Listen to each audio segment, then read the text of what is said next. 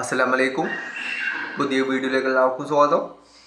Video ഇഷ്ടപ്പെട്ട like ചെയ്യുക, channel sub ചെയ്യാത്തവർ സബ് ചെയ്യുക.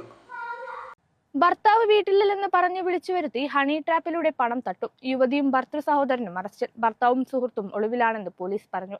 അരീക്കോട് സ്വദേശികളായ അൻസീന, ഷഹബാബ് എന്നിവരാണ് പിടിയിലായത്. തിരൂരങ്ങാടി സ്വദേശിയായ യുവാവിൽ നിന്നാണ് പണം തട്ടിയത്.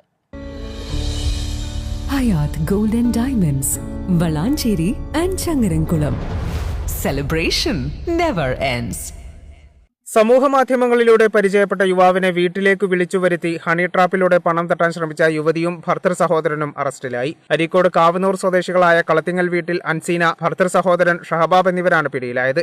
അൻസീനയുടെ ഭർത്താവ് വാക്കാലൂർ സ്വദേശി കളത്തിങ്ങൽ വീട്ടിൽ ഷുഹൈബ്, സുഹൃത്ത് മൻസൂർ എന്നിവർ ഒളിവിലാണ്. ഇരുവർക്കുമായി പോലീസ് അന്വേഷണം ഊർജിതമാക്കിയിട്ടുണ്ട്. യുവാവിനെ വിളിച്ചു വരുത്തുകയും പതിയിരുന്ന ഷുഹൈബും ഷഹബാബും മൻസൂറും യുവാവിനെ മർദ്ദിച്ച് പണം തട്ടുകയുമായിരുന്നു. വീണ്ടും പണം ആവശ്യപ്പെടുകയും യുവാവിന്റെ പേരിൽ വായ്പയ്ക്ക് ശ്രമിക്കുകയും ചെയ്തതോടെയാണ് പോലീസിൽ പരാതി നൽകിയത്.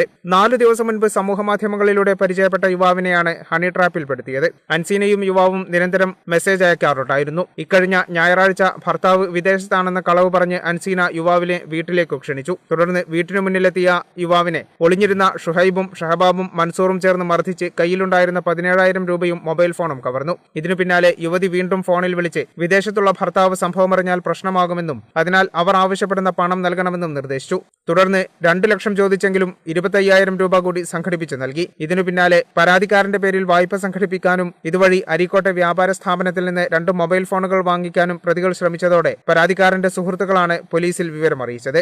കേരള വിഷൻ, അരീക്കോട്.